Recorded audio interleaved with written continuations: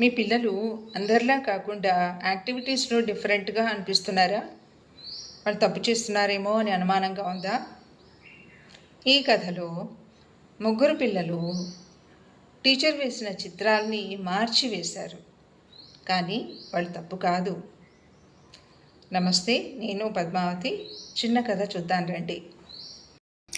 Teacher black board మీద Balu, cup, పువ్వు, పిల్లి, కుక్క, ఎలుక, మొక్క వంటి చిత్రాలు వేసి పిల్లలందరినీ చూసి ఈ చిత్రాన్ని చూస్తూ మీ డ్రాయింగ్ బుక్లో వేయండి అని ఇన్స్ట్రక్షన్ ఇచ్చారు. కొంతసేపటికి అందరూ పూర్తి చేశారు. చాలా వరకు టీచర్ వేసినట్టే వేయడానికి ప్రయత్నం చేశారు, కానీ ముగ్గురు పిల్లలు మాత్రం భిన్నంగా ఆలోచించారు. అది ఎలాగో చూద్దాం రండి. సన్నీ ఎలుకకు ఎన్నో కాళ్ళు వేశాడు. ఎందుకలా వేశావు అని అడిగితే, పిల్లి వెంట పడుతోంది, అందుకని ఎలుక పారిపోతుంది, పారిపోతున్నప్పుడు ఎలుక అలాగే కనిపిస్తుంది కదా అన్నాడు. అది తప్పు అనవచ్చా? అది అతనిలోని క్రియేటివిటీ. టీచర్ ఇచ్చిన చిత్రానికి తన ఆలోచన జోడించి ఒక అడుగు ముందుకు వేసి చూపించాడు కదా. మిన్నీ పువ్వు పెద్దగా వేసింది, కానీ దాని పెటల్స్కి రంగులు వేసింది. ఎందుకలా అని అడిగాడు టీచరు. పువ్వు ఒక్కో రంగులో ఉంటుంది, కానీ ఇలా ఉంటే బాగుంటుంది కదా అన్నది.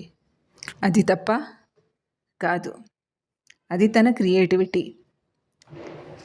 తను ప్రయోగాత్మకంగా ఆలోచిస్తుంది, కాదంటారా? రాజ్ పిల్లి దగ్గర కప్పు వేశాడు, కుక్క నోటిలో బంతిని వేశాడు, పువ్వుని మొక్కకి జత చేశాడు. తన వివరణ ఏమిటంటే, మా ఇంట్లో పిల్లి పాలు తాగుతుంది, కుక్క బంతితో ఆడుతుంది, పువ్వు మొక్కకే కదా పూసేది అన్నాడు. అది తప్ప కాదు, అది అతని క్రియేటివిటీ. తను చూసిన ప్రపంచాన్ని చిత్రంలో చూపాడు. అతను కీన్ అబ్జర్వర్.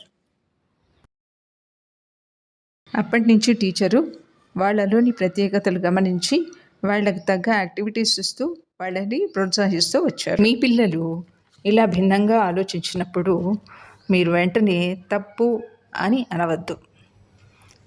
వాళ్ళని గమనించండి, వాళ్ళకి అవకాశాలు ఇవ్వండి, వాళ్ళని ప్రోత్సహించండి.